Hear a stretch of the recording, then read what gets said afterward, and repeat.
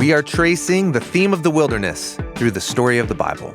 The wilderness, as a biblical setting, tells us something fundamental about life. Existence itself is fragile and dependent and contingent. It doesn't sustain itself, and it only exists because of the will and generosity of the one who is, that is Yahweh. God plants a garden in the wilderness, and he invites humanity to enjoy it. But this requires that they learn to live by God's life. If they are refusing to fear God and live by his wisdom, it will actually be the worst possible thing for the humans to be in the garden and live forever in this state. And so, God in his mercy sends them out of the garden into the wilderness. And God follows them there to create life in the wilderness as an opportunity to teach them how to live by his wisdom. Today, we're going to look at the life of David as a story of someone who shows us how to succeed in the wilderness. David's name is spelled with the same letters as the word beloved one, and where he leads sheep regularly is out in the wilderness. Now, at this point of the story, Israel wants a king to lead them. They get a king named Saul who doesn't fear God and live by his wisdom. And so God chooses this young shepherd boy named David. And Saul's not happy about this. And so before David can become king, he has to flee from Saul out into the wilderness. The wilderness has kind of shaped David to form David's faith and trust that God can rescue and provide. Today we'll look at 1 Samuel and we'll find 3 tests. In 2 of them, David succeeds. He has an opportunity to kill Saul, his enemy, but he doesn't give in. He trusts that God is going to bring down Saul in God's way, in God's time, and that he's not going to shed blood to do it. The 3rd test is different. So David and his men are out in the wilderness, and so are these shepherds who are out there with a wealthy landowner's flock. And David and his men protect these shepherds. And in return, David asks to join in on the sheep shearing feast that's about to happen. And the wealthy man refuses, and David is enraged. David's response is, I'm going to kill this guy. There's something about being shamed that just gets under his skin. David's about to shed blood, but before he can, a woman named Abigail meets David with a feast and convinces David to have mercy. This is another portrait of exploring what is it that could make somebody not ready for the garden. David is able to trust God, but there is still one piece of his character that is still pretty attached to his honor. Abigail becomes like David's conscience here, and she's going to save the day. Today on the podcast, how young David and how Abigail are models for us for how to find life in the wilderness. Thanks for joining us. Here we go. Hey, Tim. Hello, Jonathan. Going for the full name today.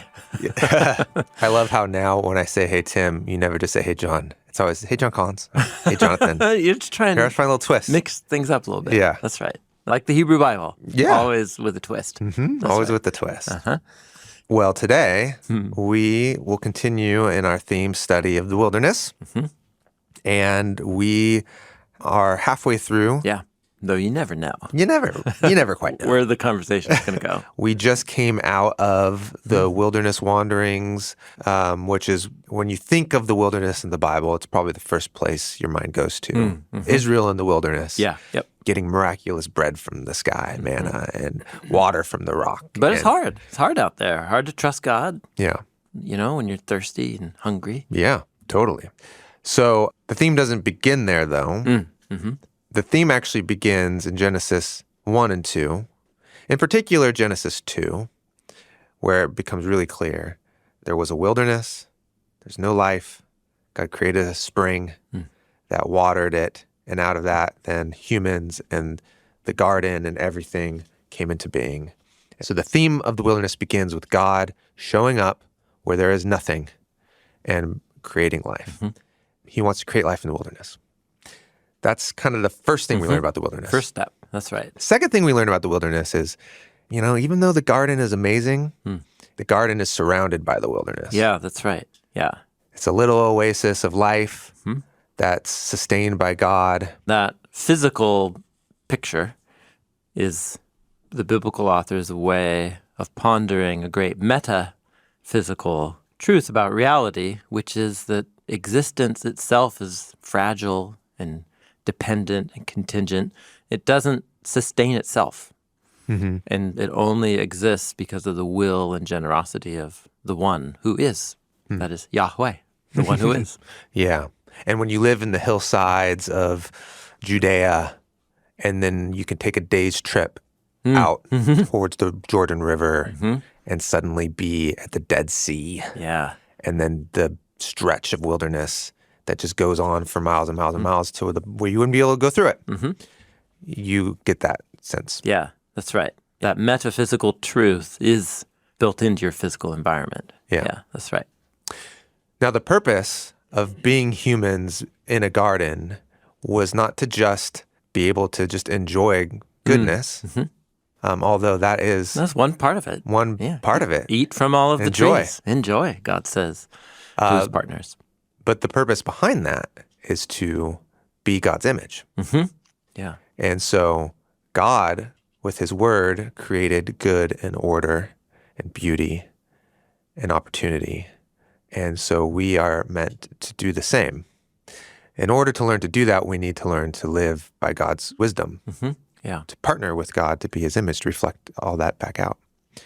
And we can learn that in the garden. It's kind of what we talked about last time. Because in the garden, there's abundance, eat of everything, and then God can make this simple little test.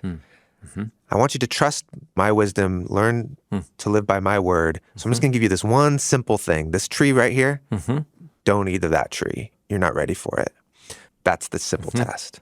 And humans even fail that really simple Yeah. test. And even though it makes us focus on the tree, like it made Adam and Eve focus on the tree and the snake, it's less about the tree and more about what God wants to teach me by going without one good thing Yeah. for an undefined period. Well, I don't know how long the command will be, Yeah. right? Right. In action. And clearly, I think I want that thing. And it seems like something that is good, that Yeah. God would want me to have. But the question is that deprivation of a good thing, That forced fasting, a forced fasting. which of- might even feel like oppression. Yeah, totally, yeah. You're keeping this from me. You're oppressing a desire you have, or suppressing it Yeah. for a time. Is there something in that process that is very, very formative and educational for our desires? Yeah. Yeah. And if we can't learn that, the garden becomes a problem. Yeah, too much goodness, Too much. too much tov. I'm going to go around and I'm going to start thinking, this is all because of me and my wisdom and my strength. Yeah, I deserve this. I deserve this. I did this. And how are we going to be ready to actually be able to enjoy the goodness that God wants to give humanity? What God did fundamentally in creation is to share God's own infinite, abundant goodness with something other than God's own self. And so if imaging God is about sharing the goodness, it's going to be really hard for me to share if I think that it's mine, as opposed to if I think that If I think that it's mine, it's hard to share. If I think that it's up to me, then it's hard to relax and to enjoy sharing. Yeah, that's true. Yeah, also that. Yeah. And if I think that I can find and define what's good and bad on my own terms, I'm ultimately going to just create misery and violence. So out of the garden, the humans go. Yeah. God says if they are refusing to fear God and live by his wisdom, it will actually be the worst possible thing for the humans to be in the garden and live forever in this state. So they're a severe mercy, exiled. They're from the banished. garden, back into the wilderness. So now they're in the wilderness because they can't be in the garden. But in the wilderness, you can still learn what God wanted to teach, Yes. which is to learn good from bad in his timing. Yeah. And so the stories of Israel in the wilderness become the inverse opposite test of what Adam and Eve were tested with in the garden. They had too many trees of abundance, and it was just one thing that they were deprived of. Whereas the Israelites have no No fruit things. trees. And they are just provided one small thing. And Can they enjoy that one gift? And can they trust God that God will keep giving them what they need in the wilderness? yeah. God was going to teach us in the garden, but we just can't learn it in the garden. Or didn't. Or didn't. We didn't, and still seems like, well. And so we're going to need to learn it in the wilderness. And a whole generation of people in the wilderness are given the opportunity to learn that, ultimately don't learn that. And the next generation, the generation that grew up in the wilderness, gets to then inherit the land. And what we saw was Moses actually telling that generation, like being really plain about it. Look, you're going to go into a land. It's going to have so much good. And just be careful because your heart might not be ready. God was trying to prepare your hearts in the wilderness. That was the point. That it's not just about eating bread. That's not true life.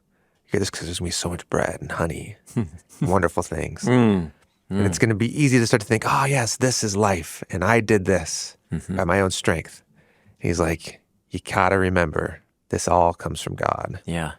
And that's what you were meant to learn in the wilderness so that you can enjoy this good thing. And then they go in and ended last conversation saying that generation did a pretty good job. Yeah. Joshua was the new Moses, and they, for the most part, followed God's wisdom and word across the Jordan into the land. And God fought their battles for them, sometimes employing their agency.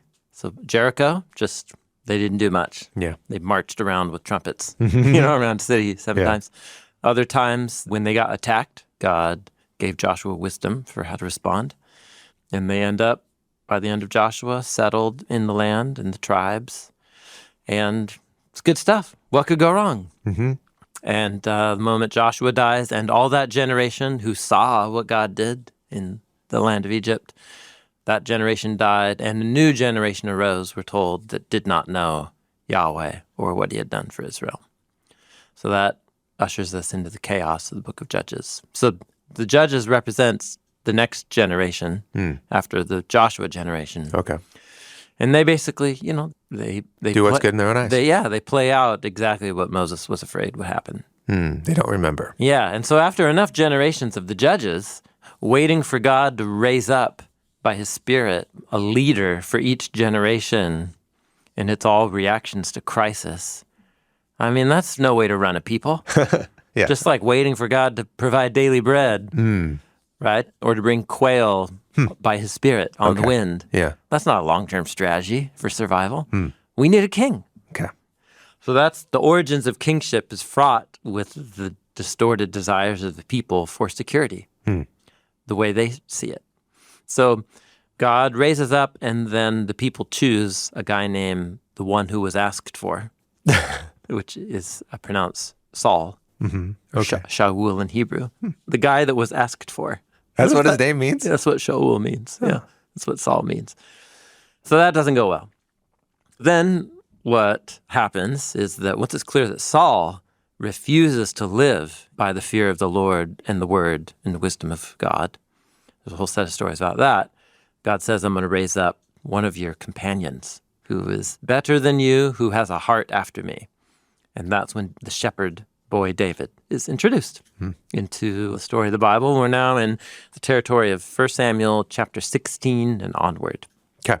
The origins of David. Yeah. David's name is spelled with the same letters as the word beloved one. Beloved. Beloved. Yeah. The one who is loved. So Samuel, who was instrumental in the... He's a prophet. The prophet, yes. He's kind of the Moses figure of that time in Israel, and even the king is answerable to him, King Saul. And so God tells Samuel to go anoint a new king, but secretly, because Saul is still king. And so he goes to a guy named Jesse's house. He's got all these sons. The youngest one is out shepherding the flock, and that's the one. That's the beloved one. The youngest. Yep, David, out with the sheep. And where he leads the sheep regularly is out in the wilderness.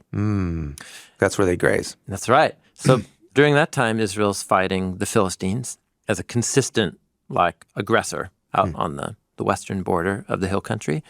And so the famous David and Goliath story is the next chapter, 1 Samuel 17. And David was out leading a whole bunch of goats and sheep that belonged to his dad out in the wilderness. And he goes to bring some food to his brothers in battle, commissioned by his dad. Actually, that's where that's where David looks at Goliath, taunting the armies of Israel, and he's thinking to himself, well, I've killed a bear. I've killed a lion in the wilderness. And I bet I could take down that guy. Yeah. By the power of God that helped me defeat a bear and a lion in the wilderness to save my sheep. So that's the David and Goliath story. Yeah. So he comes out of the wilderness. The wilderness has kind of shaped David. He's been out in the wilderness. That's the setting from which he enters as a shepherd. And it's mentioned many times. Yeah. It's really interesting. We talked about this, where the boundary of the wilderness seasonally will get rain. And when you can't settle there, but there can be times where you should go and let your herds graze on those wild That's right. grasses Yeah. that have sprung up for a moment. Yeah. And so you're supposed to view him as coming in from that context. Okay. He just trusts God. He trusts that God can rescue and provide, and he's been shaped by the wilderness.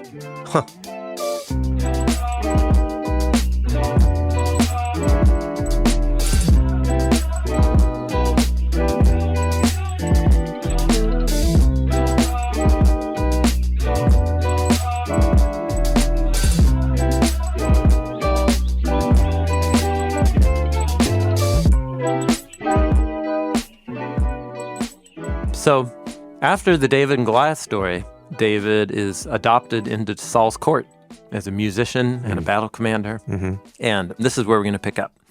So 1 Samuel 18, what we hear is that David starts coming back after just winning all these victories against the Philistines. And one day he comes back into Saul's territory, and Saul hears this report that every town that David goes through, the ladies come out with their harps and they sing a song about David when David passes through town after winning a battle. And the song goes like this: Saul has struck down his thousands, but David his tens of thousands.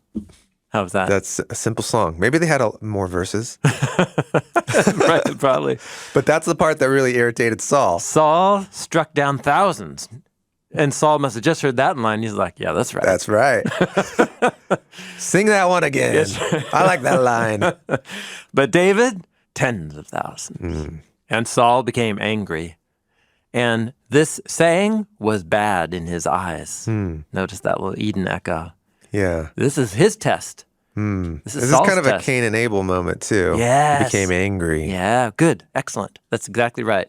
Rival brothers. Rival brothers. Yeah, and Saul thought, they have attributed to David 10,000s, but to me, they only attribute thousands? Yeah, I'm the king around here. Yeah. And then he just says, what more can you get but the whole kingdom? Yeah. So you can see where his mind's going. Right. I am being praised enough.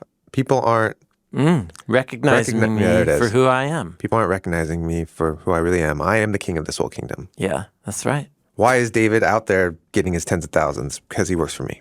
Yeah, he works for me. He works for me. Yeah, I've been beating the Philistines before David Yeah. was ever on the scene. So this is all from 1 Samuel 18. So verse 9, from that day onward, Saul was watching David with crookedness, with oven, with deviance. Okay. The last sentences of chapter 18 says, Saul was threatened by David even more, and Saul became a perpetual enemy of David. This is like what God says to the snake, I will set hostility, enmity between you and the woman, between your seed and her seed. Saul's like lining up on the snake side of the line. Team snake. Oh, okay. And so the commanders of the Philistines went out for battle, and as often as they went out, David succeeded more than any of the other servants of Saul. And David's name became very honored. Hmm. So Saul spoke to Jonathan, which is his son, like the royal heir. Jonathan, it's your name. Mm-hmm. And all of his servants, he started talking to them about how he's going to kill David. But Saul's son, Jonathan, he loved David very much. And he informed David, saying, "My father Saul, he's trying to kill you. Watch out." And so this goes into 1 Samuel 19, which is Jonathan helps David escape. Hmm. And the last time that Saul sees David, he just throws a spear at him, trying literally to pin him to the wall with a spear through his body. And David, jumps to the side and flees into the night. And there you go. That's the scene. And where does David go? So To the wilderness. Yeah. So if you look in 1 Samuel, now in chapters 22 through 26, just do a concordance search for all the words for wilderness. Midbar, the Yeshimon, the empty land, the Sadeh, the field. They're just all of a sudden just glowing with density, these words in these sections. So this becomes David's wilderness wandering. So we should be primed now from Genesis and from the Exodus stories about the Israelites to begin to expect that we're going to find tests of David's character in this section of the book. And the story behind all this, too, you alluded to it, but we didn't focus on it, is David has been anointed king. Mm-hmm. That's in right. private. That's right. And yeah. so David knows he's actually king. That's right. This whole time. Yes. He's getting praise. Yeah. He works for Saul. And he's keeping to himself, but he's like, actually, I'm the one that's supposed to be king. Yeah. But he doesn't flaunt it. He doesn't flaunt it. He just keeps working for Saul. Yeah. And then Saul becomes threatened, not even knowing that David actually is the rightful king. Yeah. He's still threatened. I mean, this is the irony between David and Saul, is that David is the true king, but just unrecognized. And Saul thinks that David is trying to become king. So When he already is. And he already is, but David's not going to push the issue. Yeah. He's going to let things play out. He's going to let God provide in his own time. So these are the chapters where David is presented as a very positive character. And he trusts God a lot. So he flees. Here are some of the places that he flees to that are named. 1 Samuel 22:1. He escaped to the cave of Adullam. Adullam means the closed-in place. So he goes out to a cave. Okay. And there a whole bunch of people hear that he's there, like his family, and they come down to him. Actually, and this is where he forms his first crew. So this is a great line. It's one of my favorite lines, 1 Samuel 22:2. And every man who was in distress, every man who had a creditor, that is, they had a loan loan due. defaulted on, or loan due, every man who was bitter of spirit, these gathered to him. Oh. And he became their commander, about 400 men. Oh, interesting. He's got a scrappy crew here. Yeah. These are the outsiders. Yeah. These are the poor in spirit. Right? Bitter in spirit. Yeah. Yeah, the bitter of spirit. So David's first crew is a bunch of people who have been Discarded or just not making it. That's right. Yeah, not making it. And This is kind of a Robin Hood kind of it totally is. Yeah. Yeah, it's great. So then from here on, chapter 23, David remained in the wilderness, in the strongholds, the Metzudot. These are naturally formed fortress-like structures with lots of caves and protective ravine walls. Okay.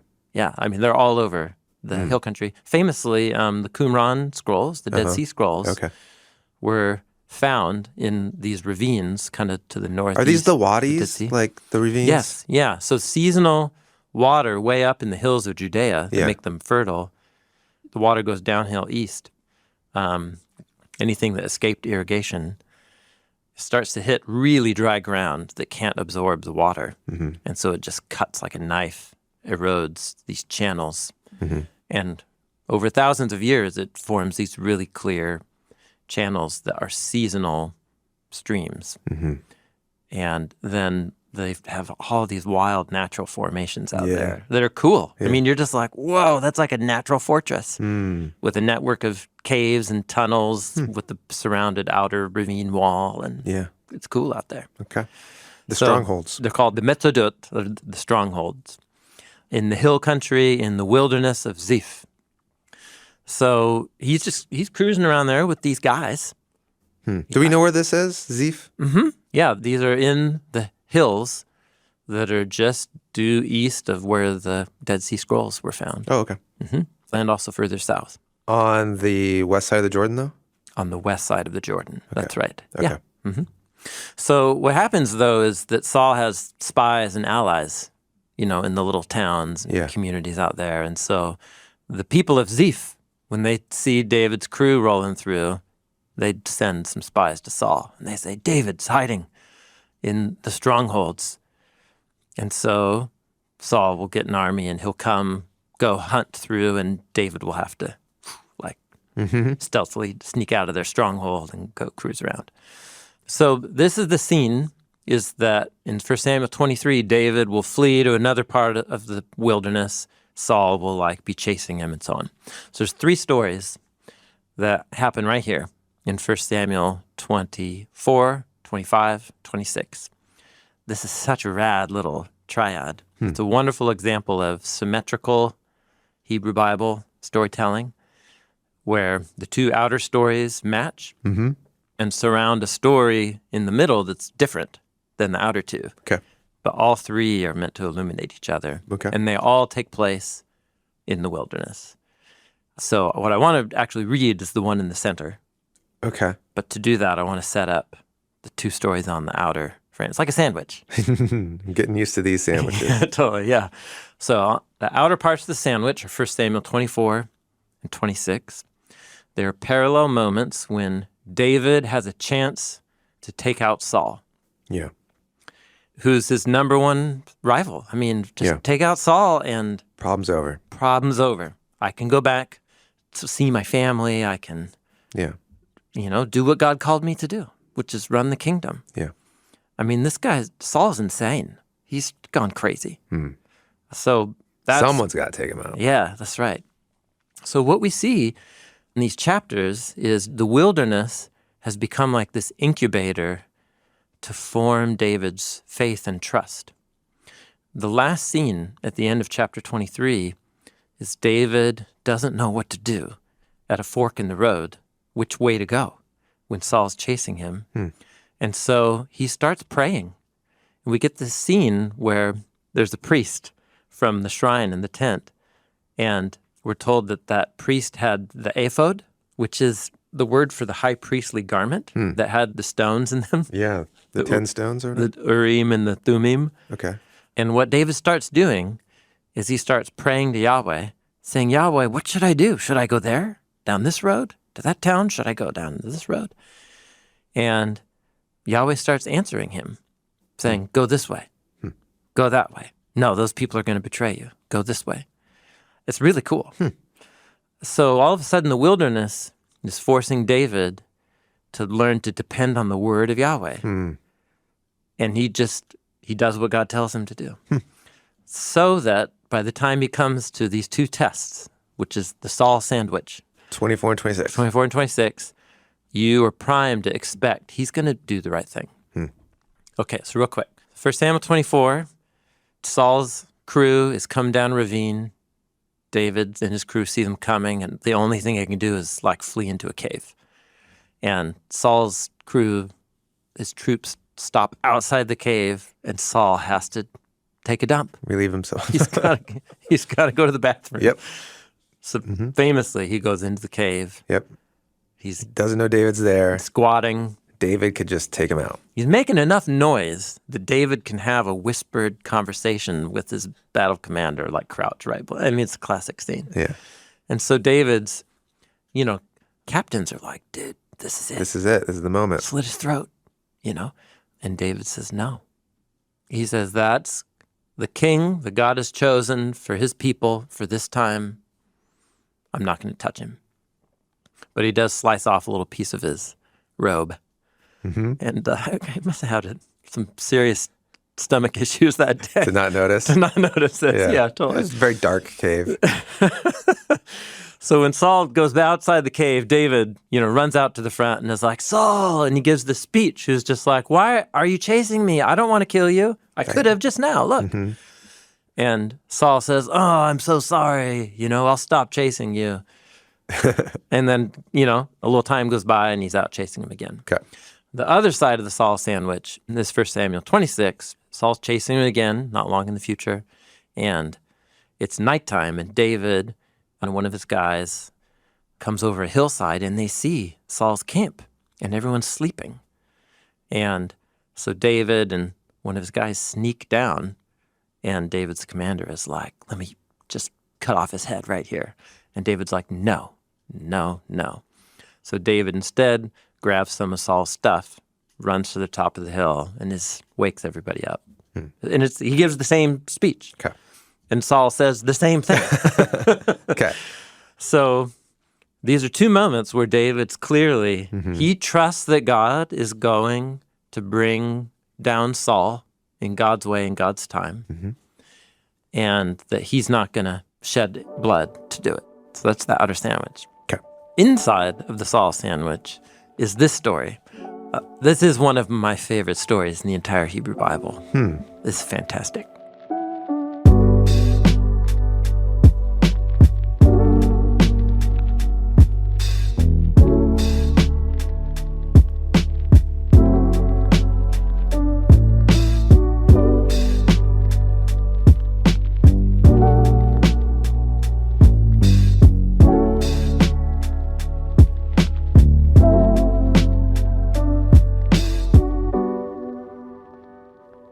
So it begins with a little note that says, Samuel, the guy who anointed David, he died. And all Israel gathered together and grieved for him and buried him. And David didn't get a chance to go because he's out in the wilderness. So he rose and he went down to the wilderness of Paran. This is where the Israelites were wandering in the days of their final rebellions. In the book of Numbers. So he's kind of far out there. Now, there was a guy down there in Maon, which means dwelling place. And he had business, however, up in Garden. Carmel? Yeah, the word Carmel, which means like fruit orchard. So there's a guy there who, just had a great farming setup in Garden. And the man was very rich. 3,000 sheep, 1,000 goats. He's got a little Eden situation going on in a region called Garden. And it came about while he was shearing his sheep in Carmel, so that's a springtime thing. Sheep, apparently, I'm told, not that I've done this, they grow their thick coats in the winter, and in the spring you shave them off and you go sell it.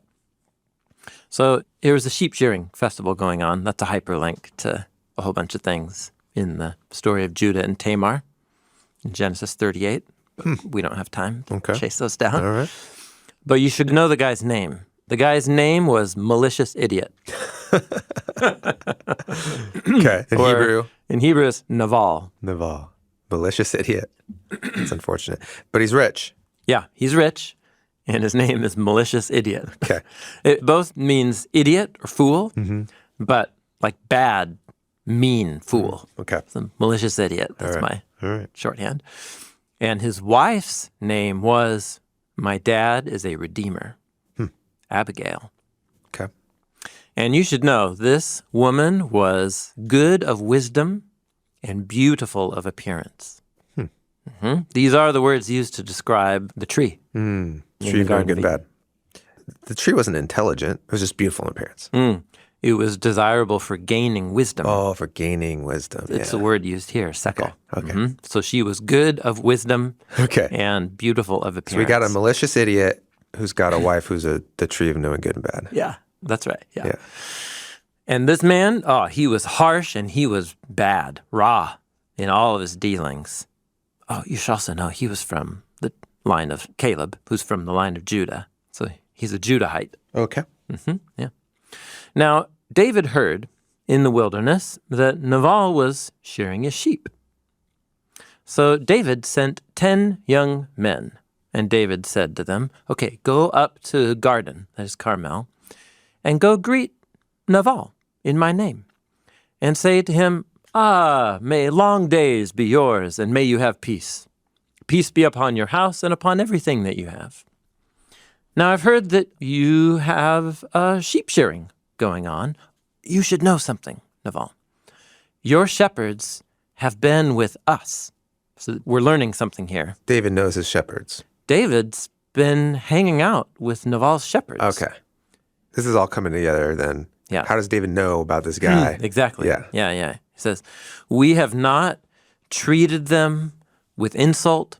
They haven't had anything go missing all the days that they were in Carmel. Ask your young men. They'll tell you. What he's telling him is, listen, you have shepherds taking all your sheep out in the hills. Yeah.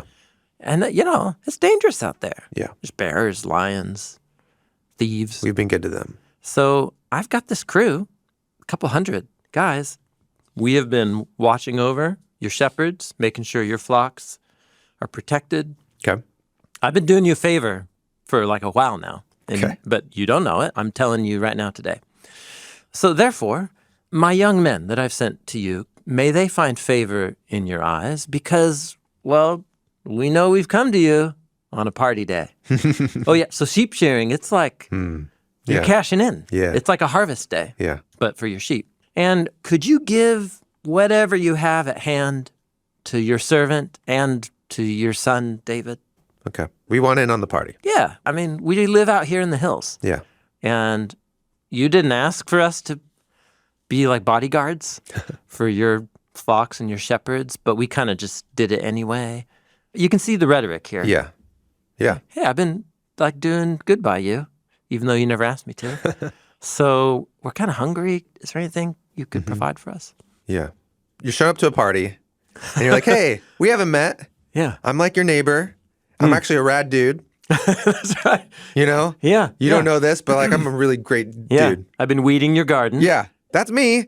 Can we party? Yeah. Can we come in? Can we come in? I said, you got a lot of food here. Yeah. Yeah, it's that kind of scene. Okay. So David's young men came, and they spoke to Nabal, all these words, in David's name, and then they waited. Mm-hmm. Which is an odd little detail, like, so what, are they just waiting? Yeah. Why isn't Nabal saying something? And then when Nabal finally does speak up, what he says is, who is this David? Who is this son of Jesse? There are lots of servants these days who are breaking away from their masters. So am I supposed to take my bread and my water and my meat that I slaughtered for my shearers and give it to some guys who come from I don't know where? Yeah. You're asking me to be generous with all the stuff that I've amassed for myself. I don't know you. I don't really know who you are. Yeah. And you want my stuff. Yeah. And it's kind of wild out here in the field on the edge of the wilderness. Yeah. And there's lots of servants who have run away from their masters and are trying to break out. So how do I know you're reliable? Think about back to the last conversation we had about Moses' speech. When you go into the land. Yeah. Oh, and there's so much good. And there's so much good. You have all those flocks. Right? Be careful that you don't say, my wisdom and the strength of my hand have produced this wealth for me. I see. So notice what he said is, should I take my bread, my water, my meat that I slaughtered for my sheep shearers? Yeah. So you're saying this portrait of this man is someone who... He has a lot. He has a lot of tove. He has a lot of tove. Yeah. And it's gotten to his head. Okay. Yep. So David's young men came back to David. They told him all these words. Now look at David's response. Okay. Now also remember the Saul sandwich on the outside. And the Saul sandwich 2 times over says, we know that David is trusting God with his life and the future destiny that God has spoken about him, that he's going to become the king. Yeah. We just watched him put his sword, keep it in his sheath. Yeah. Okay, so contrast that Okay. with what David says right here. David said to his men, "Everyone, gird your swords." So each man girded his sword, like basically prepare for battle. Yeah. So David also girded his sword, and about 400 went up with David, while 200 stayed with the baggage. What's the baggage? Yeah, totally. So it's great. It's a little hyperlink backwards in the scene where the people requested a king the first time, and Saul was the one chosen by the people, but he was kind of bashful about it, and so he hid among the baggage, and the people were looking for him and couldn't find him to inaugurate the kingship. And that itself is a hyperlink back to the story of a guy named Achan, who stole some Babylonian cloaks and a bunch of nice gold from the plunder of Jericho. And hid it in the baggage. Yeah. So having things among the baggage is often a little sign that comes up with, like, when someone's trying being shady, a little shifty. Okay. It's just a little notice here. So basically, David's response is, I'm going to kill this guy. Eeh. Put on your swords. Okay. I've been looking out for you, Yeah. and you treat me this way, I'm going to chop your head off.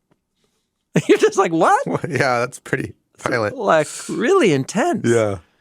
So what's the difference? Like, why does it... Why didn't he do that to Saul? Yeah. David's not the kind of guy, he's not a hot-headed guy. It doesn't seem like it. Yeah. But there's something about the malicious idiot not recognizing him that just gets under his skin. He can't take it. Okay. He's just like, everybody, we're going to go kill this guy. Sheesh. So one of the young men, however, told Abigail, who was the wife of malicious idiot, and the messenger said, you should know that David sent messengers from the wilderness to greet our master, and yeah, he publicly shamed them. And listen, you should know David's men were really good to us. They never insulted us. Nothing went missing as long as we were with them in the fields. In fact, they were a wall to us by day and by night, all the time we were tending the sheep. So they were a protective fortress for us in the wilderness. So, Abigail, you should, I love this, have knowledge and actually see what you should do.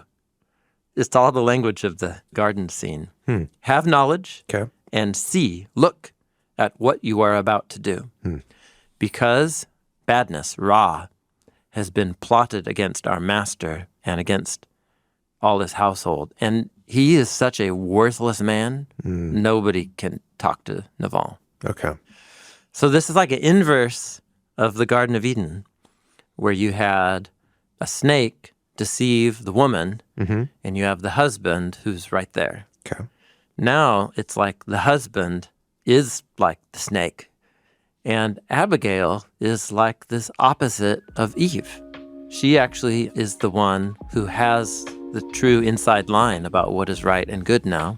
This is like an inversion of, it's the guy who's the deceived, stupid one, and it's the wise woman who's going to save the day.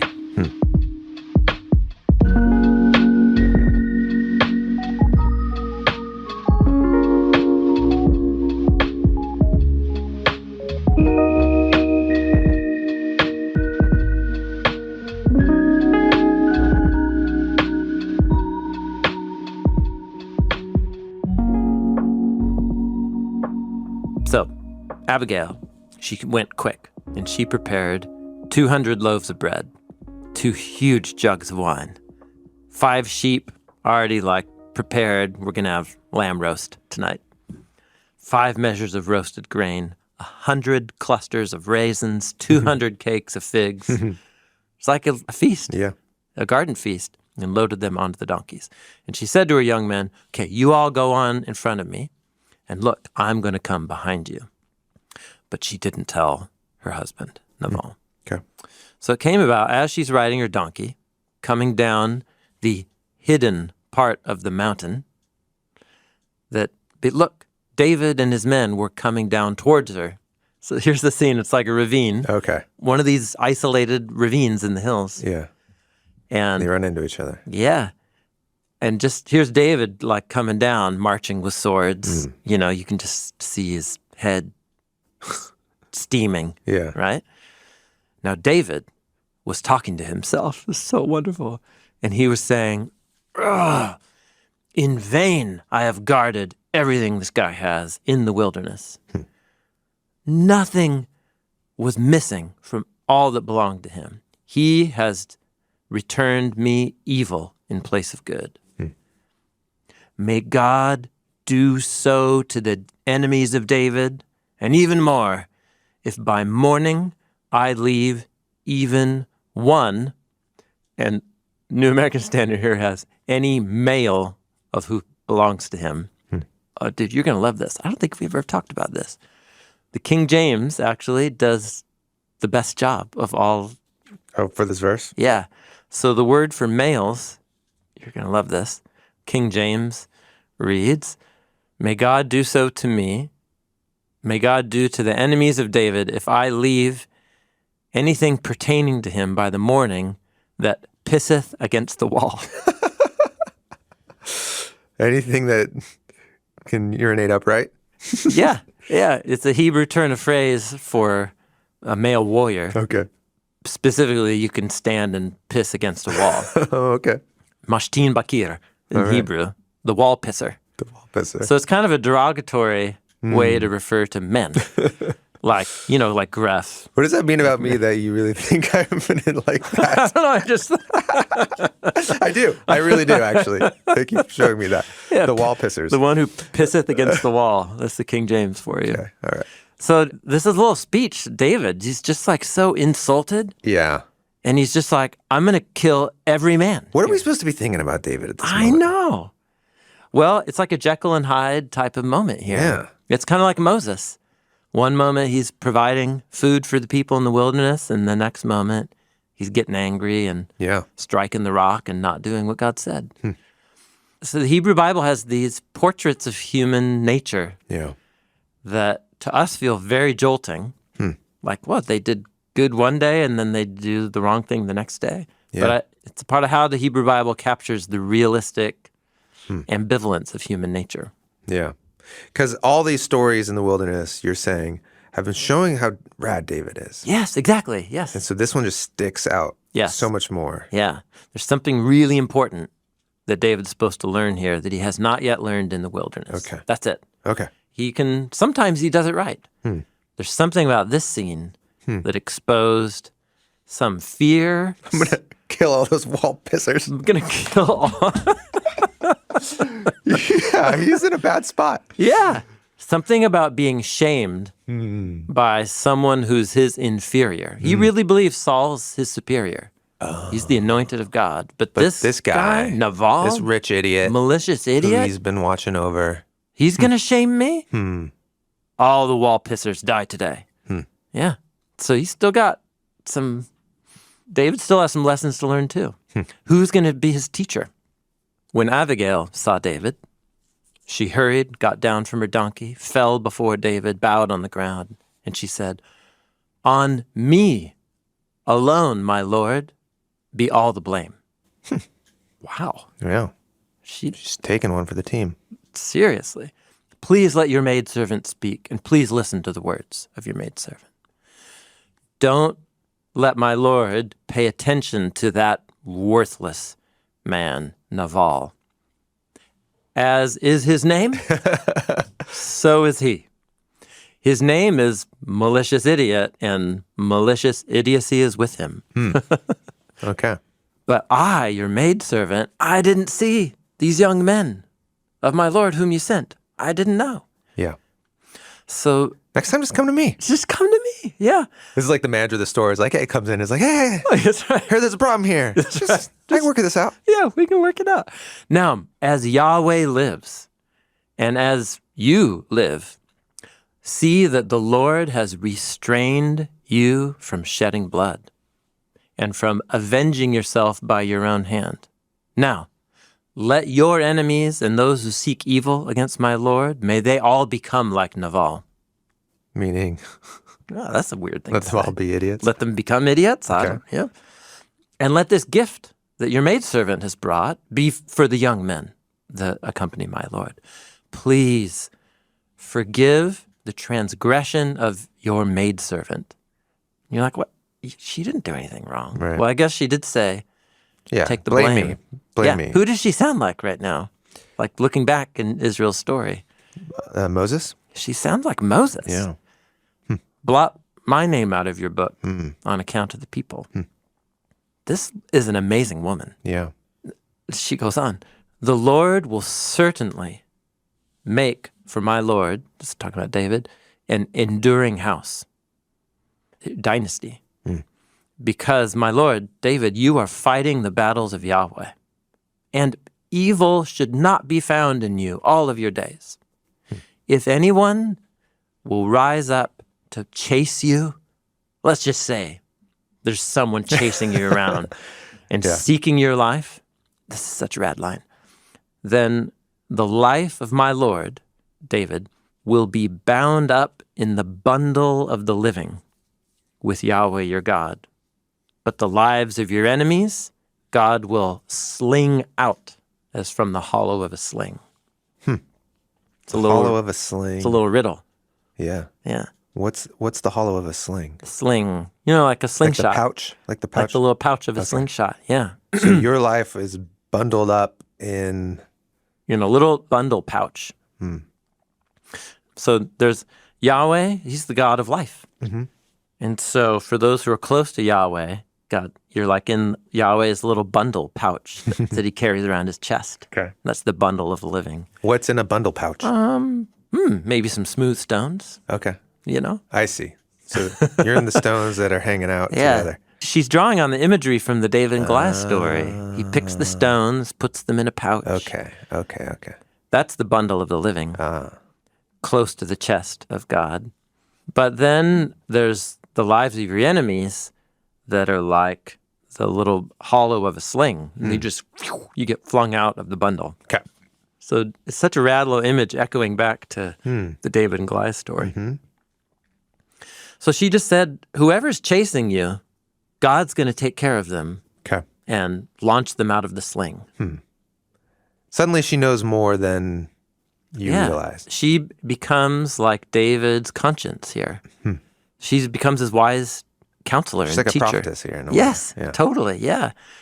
And so she's actually reminding David of what he actually believes because he's lived out exactly this conviction in the Saul sandwich in the two stories on the outside.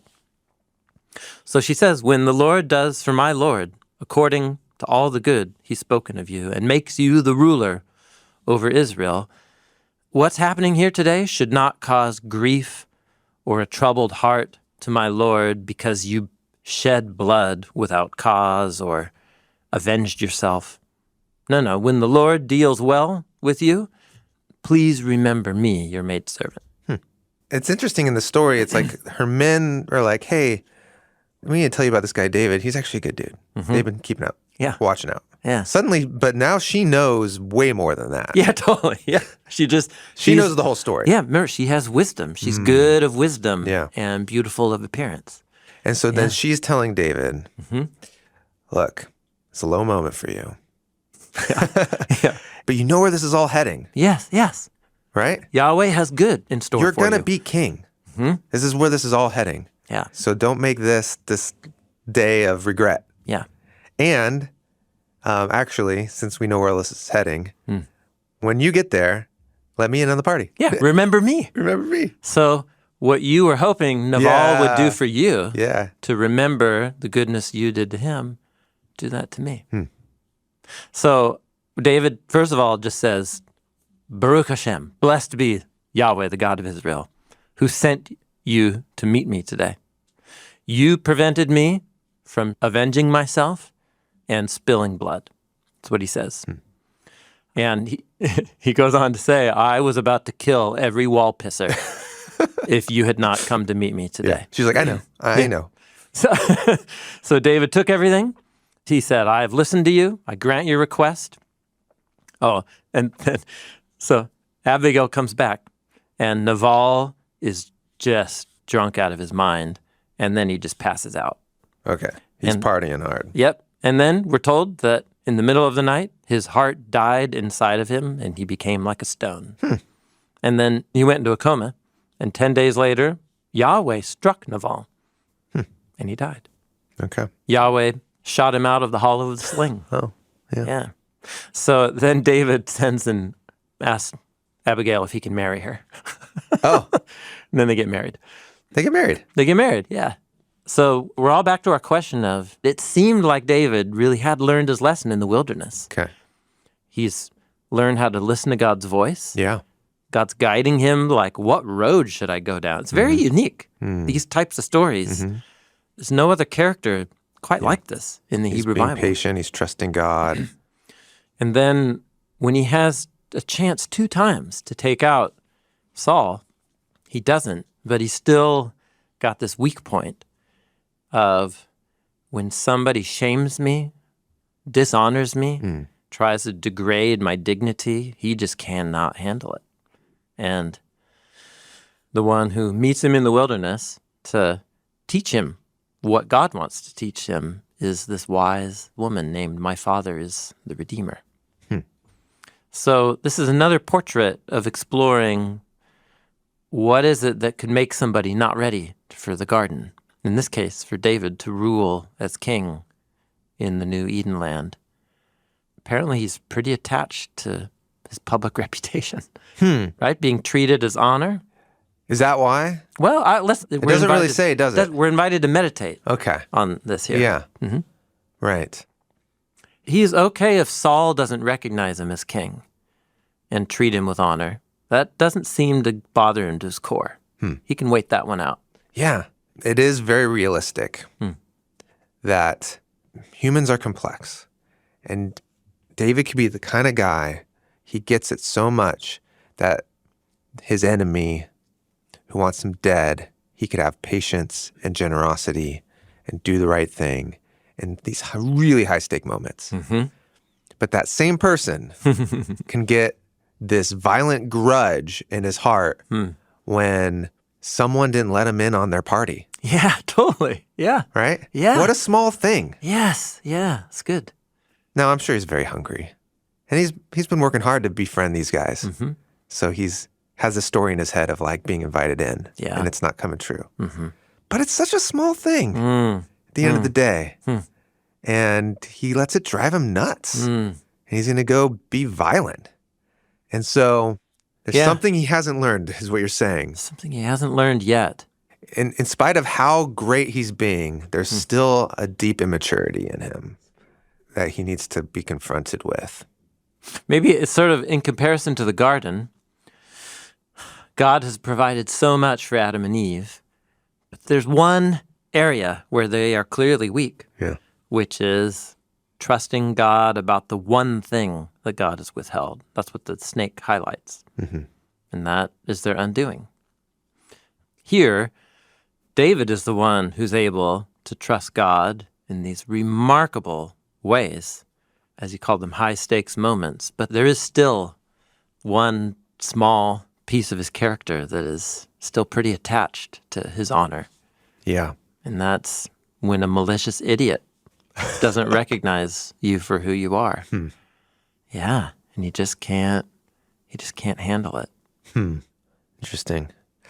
So Abigail brings him a feast. She saves him from himself. Yes. While giving him a feast. Yeah. And David suddenly realizes what's going on. Yeah. And he's very thankful to her. Yeah. So it's this interesting intermixing of themes from the Adam and Eve story and the Cain and Abel story. He's kind of like Cain. He's going to kill his brother. Yeah. He's about to go spill the blood of his Israelite brother.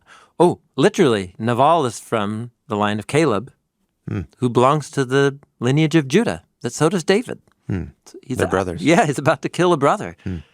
And it's actually the wise woman who saves him from himself.